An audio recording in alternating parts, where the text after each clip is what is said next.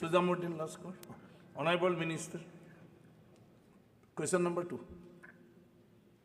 সদনৰ উত্তৰসমূহ দিয়া আছোঁ এইটো কৰি মই মাননীয় অধ্যক্ষ মহোদয়, আমাৰ পঞ্চায়েত গ্ৰামোন্নয়ন বিভাগেৰ সমগ্ৰ ৰাজ্যে 862টি ট্যাক্স কালেক্টৰ আছে, কিন্তু তাৰ ভিতৰত হাইলাকান্দি জেলায় 24টি, কিন্তু কোনো প্রমোশন হয়নি।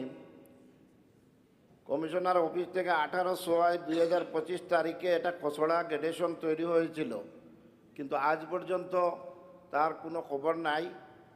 তাই মাননীয় মন্ত্রী মহোদয়ের কাছে আমার অনুরোধ যে আমার জেলায় 62টি গাঁও পঞ্চায়েতের মধ্যে মাত্র 27 জন জিপি সেক্রেটারি আছে। প্রমোশন হলে আমার এই সমস্যাটি সমাধান হয়।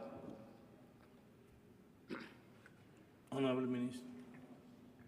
অধ্যক্ষ ডাঙৰীয়া, পঞ্চায়ত আৰু গ্ৰামোন্নয়ন বিভাগত বৰ্তমান আমাৰ 242গৰাকী কনিষ্ঠ সহায়ক আছে আৰু এই কনিষ্ঠ সহায়কসকলক ইতিমধ্যে আমাৰ পদোন্নতি দিয়া হৈছে তেওঁলোকক একাউণ্টেণ্ট হিচাপে। আৰু বাকী যিসকল জুনিয়ৰ এছিষ্টেণ্ট বা টেক্স কালেক্টৰ আছে, টেক্স কালেক্টৰৰ কাৰণে ইতিমধ্যে আমি গ্ৰেডুৱেশ্যন লিষ্টটো আমি ইতিমধ্যে বনাইছোঁ আৰু তেওঁলোকৰ ছাৰ্ভিচ চিলটো হোৱা নাই।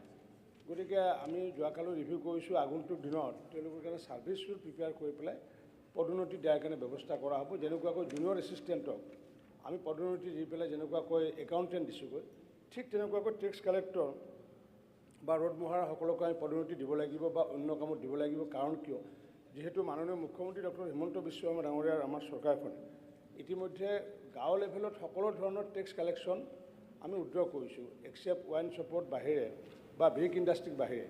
গতিকে টেক্স কালেক্টৰসকলৰো এতিয়া বিশেষ তেনেকুৱা কাম নাই এজ এ টেক্স কালেক্টৰ হিচাপে, আৰু যাৰ কাৰণে এতিয়া আমি বহুতক জিপি ছেক্ৰেটাৰী হিচাপে ৰাখিছোঁ এটাচ কৰি পেলাই। আগন্তুক দিনত ছাৰ্ভিচ চিল বনাই পেলাই তেওঁলোক নতুন পদত যাতে মকল কৰিব পৰা যায় তাৰ কাৰণে বিভিন্ন ব্যৱস্থা লোৱা হ'ব। ঠিক আছে।